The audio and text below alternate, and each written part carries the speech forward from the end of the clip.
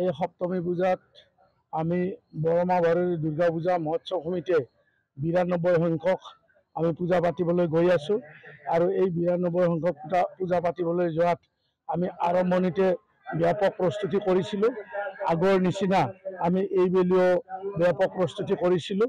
আমাৰ ইয়াত বহুত আকৰ্ষণীয় কাৰ্যসূচী হয়, তাৰ মাজত আমি বিশেষকৈ এটা ৰাৱণ দাহ কাৰ্যসূচী আমি কৰোঁ, দশেৰা কাৰ্যসূচী। এইটোত আমাৰ লক্ষাধিক মানুহৰ উপস্থিতি হয়।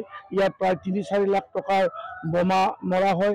ৰাইজে বহুত ফূৰ্তি ফাৰ্তা কৰে, কিন্তু আকস্মিক বা অকস্মাত আমাৰ 19 তাৰিখে আমাৰ অসমৰ অসমীয়াৰ হিয়াৰ আমঠু আমাৰ প্ৰাণৰো প্ৰাণ মৰমৰ শিল্পী প্ৰকৃতিপ্ৰেমী জুবিন গাৰ্গ যেতিয়া আমাৰ মাজৰ পৰা আঁতৰি গ'ল, দুষ্কৃতিকাৰীয়ে যেতিয়া নিধন কৰিলে, তাৰপিছত আমাৰ সমূহ ৰাইজ মিয়মান হ'ল।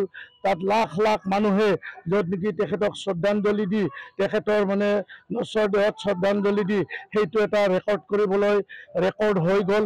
য'ত নেকি জীয়াই থকা কালতো তেখেতে ৰেকৰ্ড কৰিলে, য'ত ৩৮,০০০ গান ৪০টা ভাষাত গাই তেখেতে অসমৰ কাৰণে একেবাৰে যুগমীয়া এটা ৰেকৰ্ড কৰি গ'ল। আৰু এইটো গোটেই ভাৰতবৰ্ষ বা পৃথিৱীতে নজিৰবিহীন ঘটনা। ৩৮,০০০ গান ৪০টা ভাষাত গোৱা কোনো এজন এতিয়ালৈকে আমি গীতিকাৰ সুৰকাৰ আমি পোৱা নাই। তেখেত বোলছবি অভিনেতাও আছিল আৰু প্ৰকৃতিপ্ৰেমী হিচাপে তেখেতে জীৱ জন্তু সকলোকে মৰম কৰিছিল আৰু দুখীয়া গৰীবক বহুত মৰম কৰিছিল।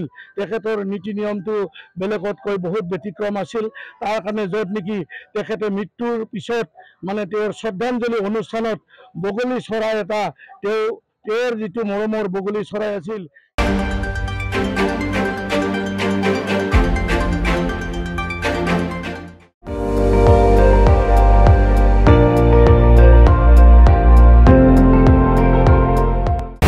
আপুনি চাই আছে ND24 সৰ্বশ্ৰেষ্ঠ নহয় সৰ্বোত্তমৰ দৌৰ।